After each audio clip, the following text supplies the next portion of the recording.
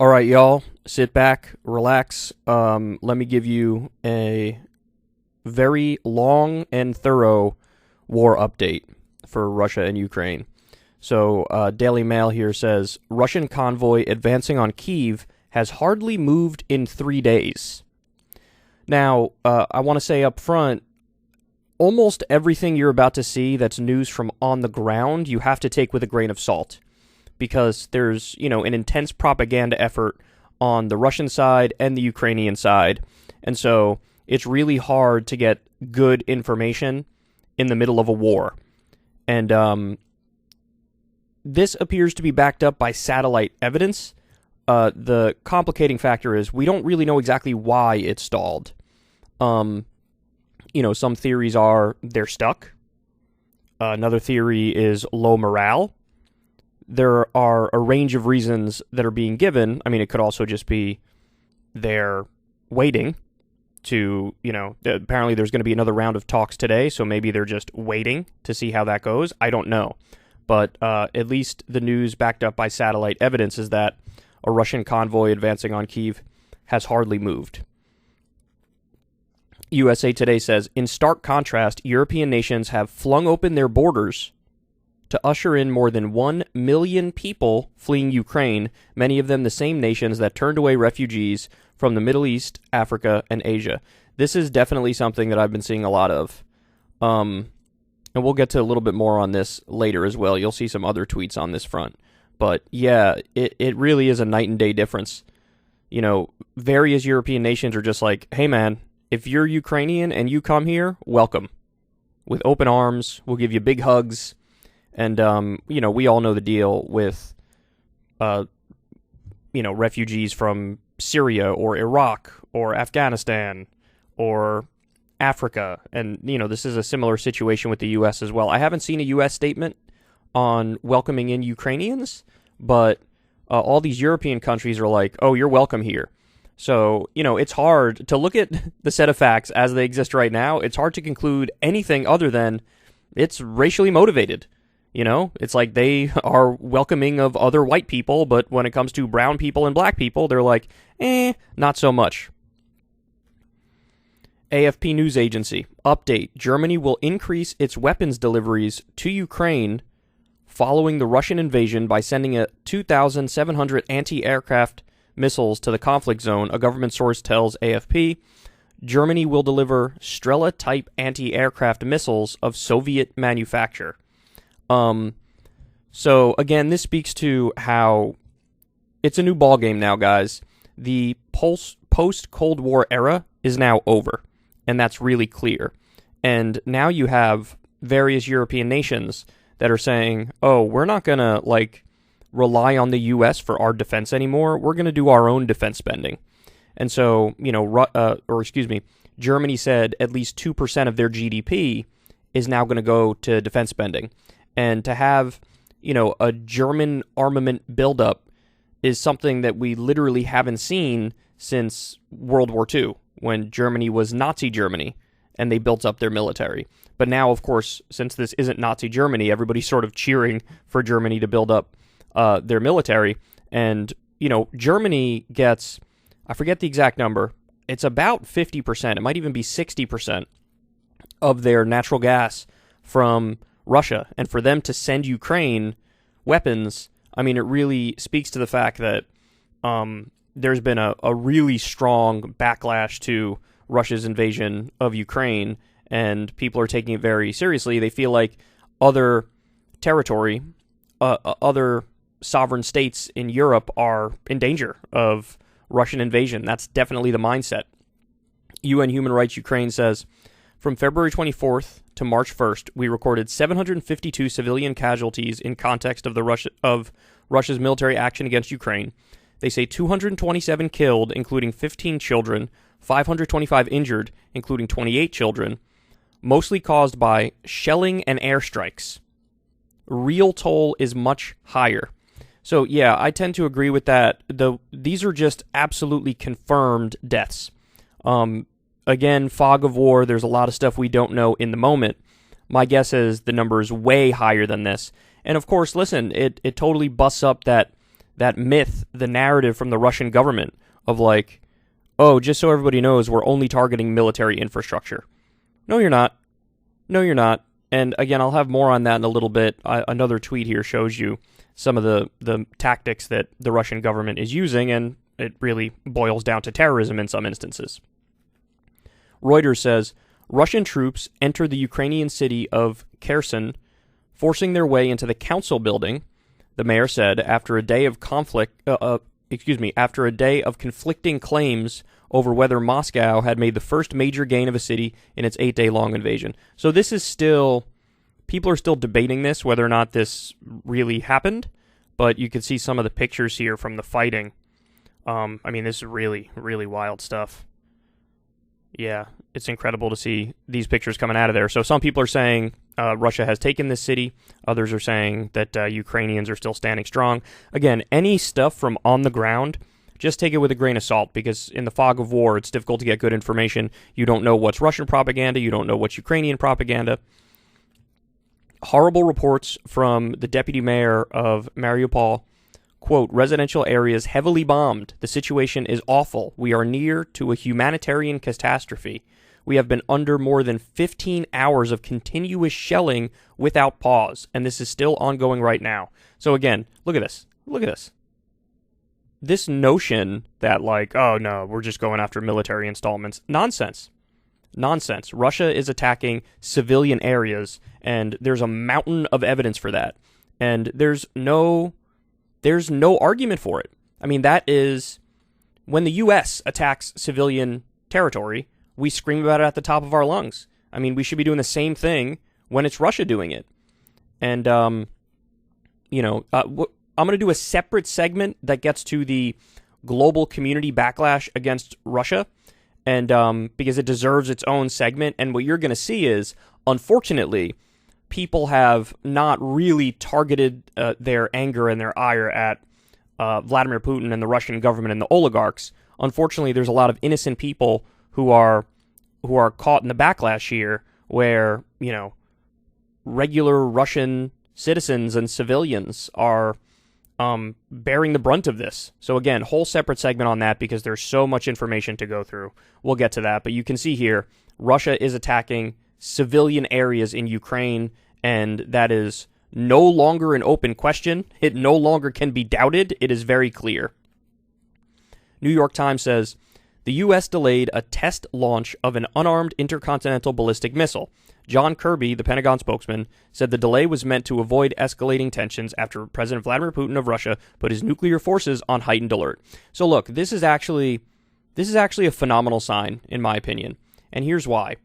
It shows that even though there's all of this endless hawkish chatter around Biden, and no doubt he's being prodded by his staff to be more aggressive and more bellicose and raise the stakes more and escalate the tensions, he is keeping a level head. And he understands that, look, if we do some sort of intercontinental ballistic missile test right now, well, what if that's misperceived by the Russian government as, like, the U.S. is launching its nukes against Russia, and then they counter-launch their nukes? And, if you scoff at that idea, you shouldn't, because the fact of the matter is, like I said, fog of war is a real thing. And when tensions are this high, any sort of miscommunication can be absolutely devastating and deadly. And so for Biden to say, look, we can't do this intercontinental ballistic missile test, I think he's 100% correct. And it shows me that he still has his wits about him to some extent. So, the path he's taken so far is repeat over and over, no, U.S. military confrontation with Russia. We're being defensive, we're being defensive, we're being defensive. He said that 1,000 times, while also, basically levying every sanction under the sun, except the sanctions that target the oil and gas industry. And the reason why he's not targeting oil and gas is because he knows Europe is very reliant on their oil and gas, so he's sort of exempting that. But everything else, he's throwing the book at them. I think he's largely responded in a way that makes sense, although I will say again, some of the sanctions have gone too far and are going after innocent Russians, which I definitely oppose. But this is a very good sign that the White House has not succumbed to the total mania and hysteria, and they understand that, look, we're flirting with world war here, and this is something that we can't risk. BNO News says, yacht of Rosneft CEO and Putin ally Igor Sechin seized in France as part of EU sanctions. So, they're not messing around, man. The Russian billionaires and oligarchs are getting their stuff seized. Whatever can be seized is being seized. And I never thought I'd see the day where billionaire yachts were seized. But that's exactly what's happening. So this is one of the guys right here. I think we have another one too.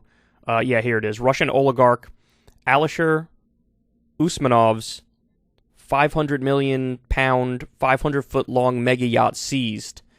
So this is, the EU sees this one. This is a totally different yacht, totally different oligarch. And again, so the purpose of doing this, number one, these people have very close ties to Putin. They can't be where they are without Putin. Number two, if you put a lot of pressure on them, then they in turn look to Vladimir Putin and say, hey dog, look at what happened to me. I don't like what's going on with this war. You might want to wrap it up. So if you get enough of the oligarchs pissed and put enough pressure on the oligarchs, well, they can say, this Vladimir Putin guy is now a problem.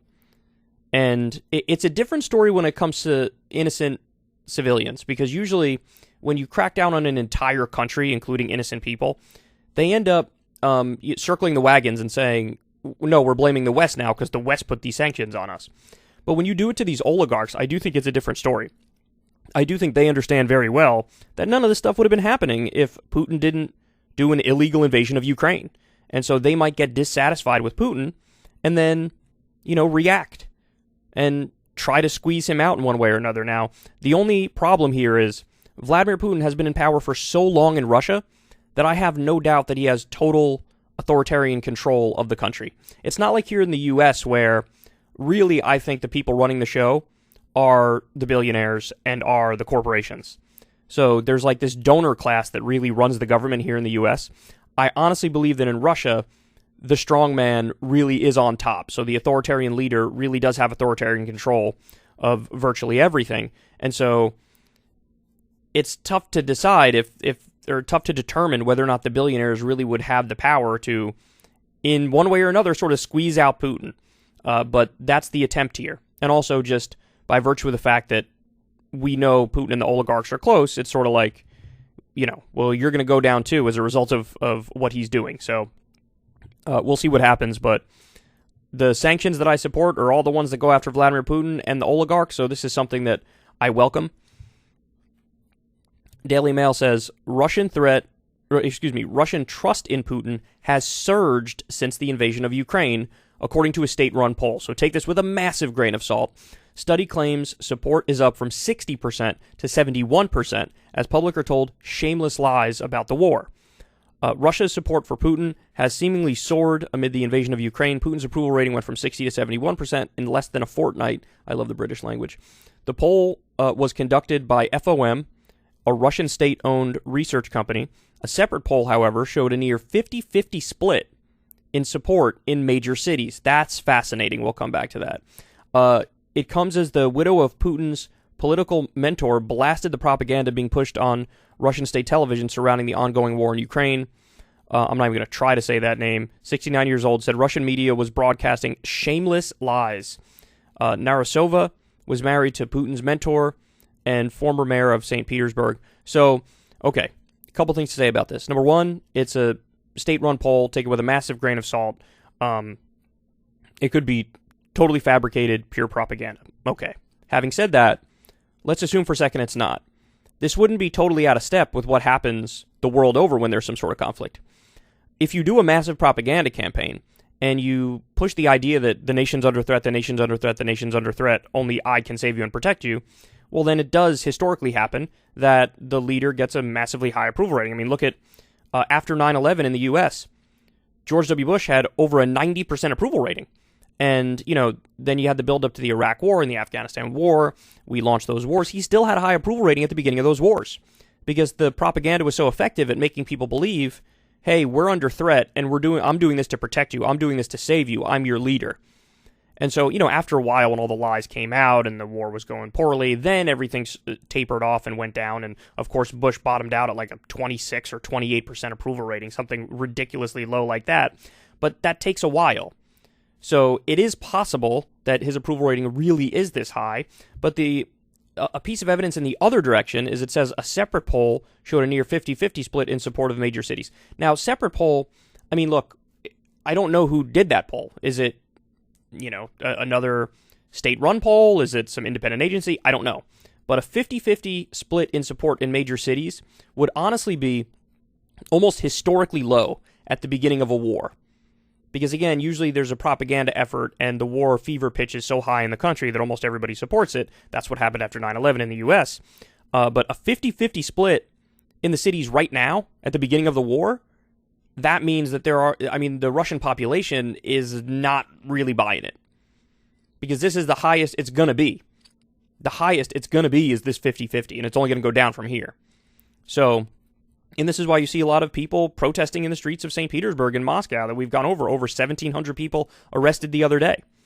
So, it's interesting to try to get a sense of the politics from within Russia right now. But I will say, there's another factor here, which is now with the West cracking down on Russian citizens and civilians, it's like, well, this can go bad now. Like, eventually these people could turn on the West and start backing Putin again, so you gotta be careful with the approach that you take. Anyway, all right, let's continue. This is another anti-war protest tonight in St. Petersburg, Russia. This is pictures from Reuters. There's a lot of people there, man. There's a lot of people there. Look at that. And this was on March 2nd, so.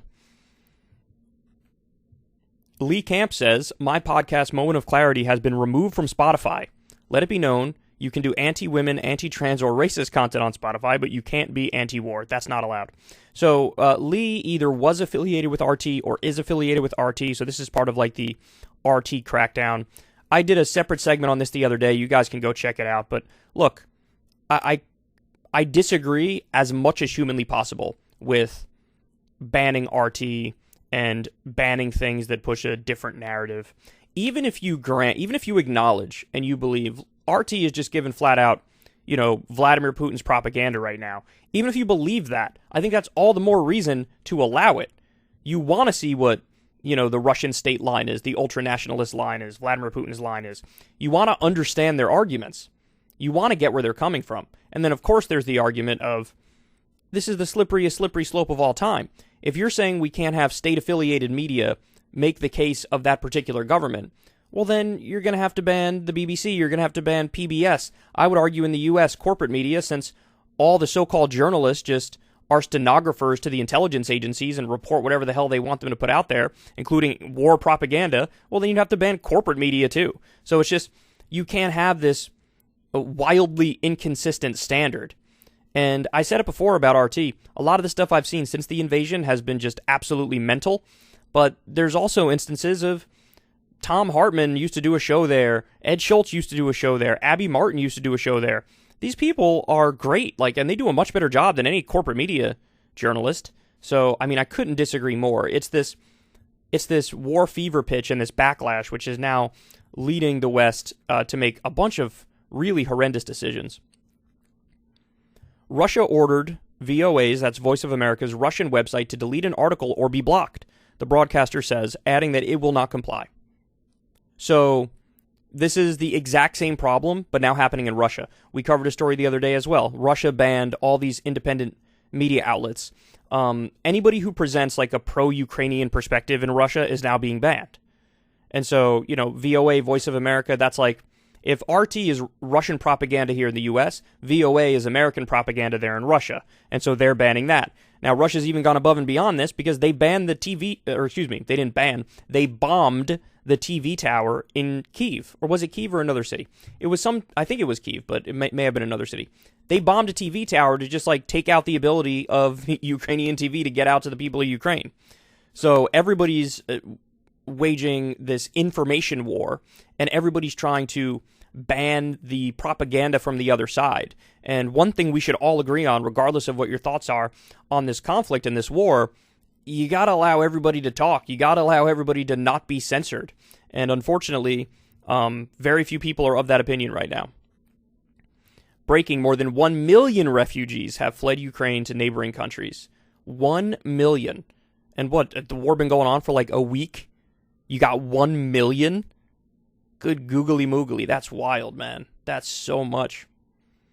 Airbnb CEO discusses the company's program for free temporary housing for 100,000 Ukrainian refugees tonight on The Beat. So, look, the obvious point to make in response to this is, well, this is good, but where was this for Syrian refugees? Where was this for Afghan refugees? Where was this for Yemenis?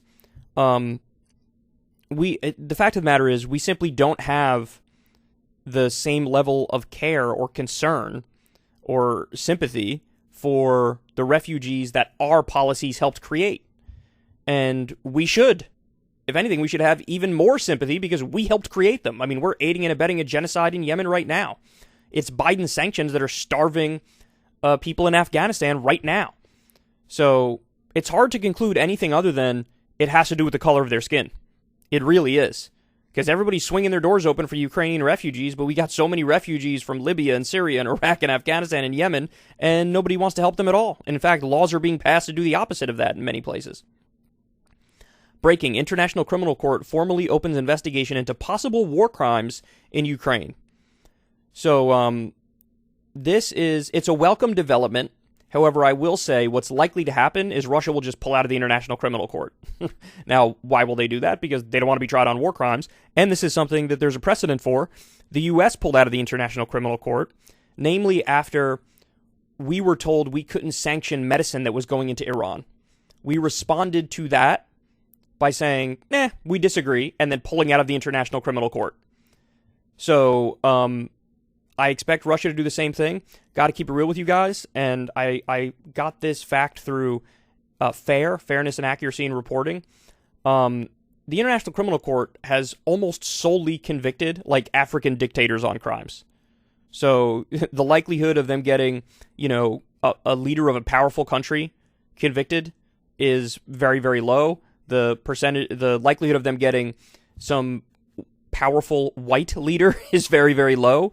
I wish the International Criminal Court was, more effective. I wish the UN was more effective. I wish there was more teeth in international law. I wish it was actually upheld objectively and across the board. I wish justice was actually blind. Unfortunately, that's not the world we live in. I want to make that the world we live in. I actually care about international law, but that's not the world we live in right now. So we'll see what happens. But the International Criminal Court formally opens investigation into possible war crimes in Ukraine. This is crazy. Elderly woman detained during anti-war protest in St. Petersburg. This is wild. So, and I tweeted about this and said, wow, Russia's really trying hard to win the optics battle, huh? They're just arresting this, I don't know how old she is, 85, 90-year-old woman because she's protesting. Are you kidding me? Are you kidding me? I mean, when you don't even try to hide your authoritarianism, I'm kind of amazed that anybody's left to defend the actions of the Russian government, So, wild stuff, man. Solidarity with all those anti-war protesters in St. Petersburg. Listen, they all know that they're in danger. As of 3-4 nights ago, whatever it was, over 1,700 anti-war protesters were arrested. That's amazing, man. And Lord only knows what happened to these people. I'm sure some of them were locked up for an extended period of time. Hopefully none of them, something worse happened to them. But this really takes balls, for sure. Secretary Blinken says Russia and the U.S., I think that's supposed to say, have long agreed that the actual use of nuclear weapons would be devastating and have devastating consequences for the entire world. Both of our countries have stated that a nuclear war cannot be won and must never be fought.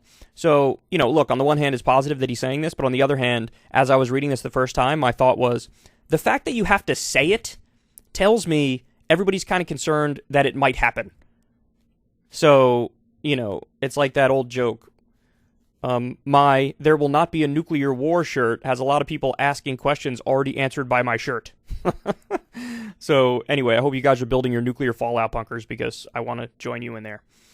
Justin, China asked Russia to delay invasion until end of Olympics. So this is something I told you guys about, man. I told you that I thought Russia and China had a secret deal where if the West cracks down with all these sanctions on Russia, China swoops in and saves the day. And that's basically what happened. With Russia at least partly being kicked out of the SWIFT banking system, China stepped in and said you could use our banking system. Now we know there was a direct line of communication where basically Xi had to green light the invasion. And so she said, look, you can do your thing, but you can't do it during the Olympics. I don't want it to step on the Olympics. Now, by the way, it's not like it helped the ratings. The ratings were abysmal for it anyway. But you could see high-level communication between Russia and China, and they're working in tandem. And we know now that there's a lot of stuff going on behind the scenes where this was very pre-planned out, without a doubt. Wow, only 4 countries stand behind Russia in UN vote. This is a UN General Assembly vote. Unfortunately, it's non-binding, but the countries that voted on the side of Russia, Belarus, Eritrea, North Korea, and Syria, 141 countries condemn the invasion. I'll have some more on this here. Matt Lee says, United Nations UN General Assembly approves resolution demanding that Russia stop war with Ukraine and withdraw all troops. Glenn Greenwald quotes from this here. 141 of the 193 member states voted for the resolution, 35 abstained, and 5 voted against. Abstentions include China, India, Iraq, Iran, Bolivia, Bangladesh, El Salvador, Cuba, Pakistan, Nicaragua, South Africa, Uganda, and Vietnam. So there's a whole bunch of reasons as to why certain countries abstain and why certain countries vote with Russia. A lot of it has to do with who's your ally. Another big portion of it is who you have deep economic ties with and trade with. And so some of it has to do with who has a historical grudge against the U.S. Usually it's a very legitimate historical grudge against the U.S. So anyway, this was the breakdown. But again, it's a UN General Assembly vote, which is non-binding anyway. When it was voted at the Security Council, which mattered, of course, Russia vetoed it. And they got, I believe it was China and India to abstain and maybe a couple others to abstain. So, I mean, this is one of the problems, right? Like with, I think, 5 countries having veto power at the UN, you basically have a might makes right situation where if you're a big state and a powerful state, you can sort of get away with stuff, whereas a smaller state can't get away with stuff. And that flies directly in the face of this idea that the law is supposed to be objective and justice is supposed to be blind. And so the UN seems like it's going the way of the League of Nations. It seems like utterly useless at this point because they can't prevent even like obvious and egregious wars and war crimes from happening. Russia had to take control of Chernobyl, the state TV anchor Dmitry Kiselyov told viewers on Sunday because, quote, the unspent nuclear fuel there could become a source of weapons-grade plutonium for Zelensky. So this is something I don't know why my mind sort of glossed over this when I was watching Vladimir Putin's speech the other night when he was announcing his invasion of Ukraine. But there was a line where Putin was talking about nuclear weapons. And the point he was trying to make is like, hey man, maybe Ukraine is making nuclear weapons. Maybe they're going to use them on Russia. I think we have to invade to be defensive. So this was another one of the 17 different rationalizations Putin used to invade. And now they're basically, state TV is basically doubling down on that. They're saying, hey man, we had to take control of Chernobyl. We think Chernobyl may have been part of a plot to get Ukraine nukes. And if Ukraine gets nukes, they're going to probably attack us. They might attack us. So in other words, here's yet another parallel between Bush's invasion of Iraq and Putin's invasion of Ukraine.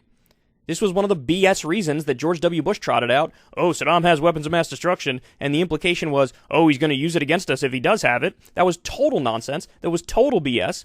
And now we see Vladimir Putin is doing the same thing. Now, on the one hand, you can say, hey, maybe he's just trolling the U.S. and he doesn't believe it. But on the other hand, I think he's trying to get people to believe it. But either way, it's totally bogus. It's a lie. It's untrue. And again, it's a direct comparison between what Bush did in Iraq and what Vladimir Putin is doing in Ukraine. And the other parallel, of course, as we've talked about in detail, is natural gas. So now we know in 2012 there was a giant deposit of natural gas found off the coast of Crimea. And then, oh, would you look at that, in 2014, Vladimir Putin goes in there and jacks Crimea and says, this is ours now.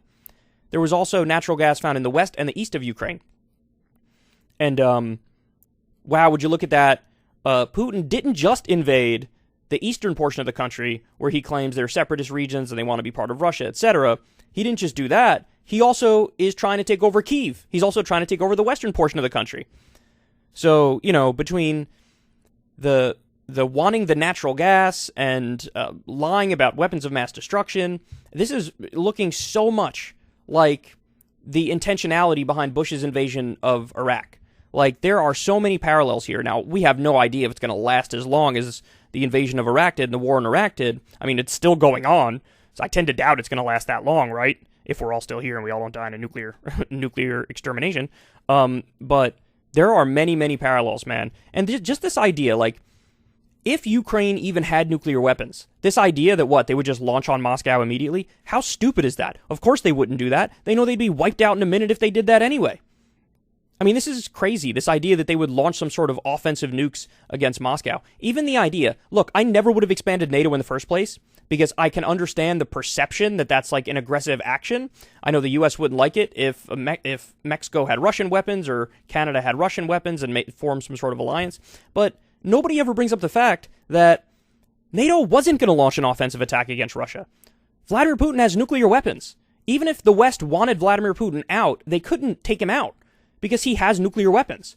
So even though NATO expansion could be perceived as a threat, in the real world it wasn't actually a threat. So nobody brings that point up, and I feel like that point is super important. So anyway, lying about weapons of mass destruction, just like he's George W. Bush, and he's invading Iraq and trying to take out Saddam. Now, this is fascinating, too. The Kyiv Independent said, Ukrainian special forces will no longer capture Russian artillerymen. The commander of Ukraine's Special Operations Forces has warned that it will kill captured Russian artillerymen in response to their brutal shelling of civilians and cities. So this is, the Kyiv Independent was quoting Ukrainian special forces, and they were just admitting, we are now going to do war crimes. So if you capture, somebody on fighting you from the other side, you can't just, if they surrender, you can't just, put a bullet in their head. That is a war crime. That is not allowed. But they're basically admitting, look, we're taking heavy civilian casualties over here, so turnabout's fair play. We're just going to murder anybody if they turn themselves over to us. You can't do it, man. You can't do it. Now, don't get it twisted. There's a lot of Russian war crimes happening now, too. The civilian death tolls ticking up on the Ukrainian side, and that's equally condemnable. And those are also war crimes, and that needs to stop immediately. But you can't turn around and say, well, now we're going to do war crimes as well. So they deleted this tweet because it really is an admission of war crimes. So, is that all I have for you here? Yeah, that is all I have for you. Okay. Wow, man. Wow. There you have it, guys. These are all of your updates, the current state of the war, all the different things going on. And now I'm going to do a couple separate segments on other aspects of the war, like the hysterical and manic backlash, which is now going after innocent Russians. So you don't want to miss that. You don't want to miss some of the other stuff, including what Sean Hannity said about this. It is God-tier stupidity. So don't miss any of that. Love you guys. I'll try my best to continue doing these updates because, when something is as serious as this is going on, I like to stay on top of it.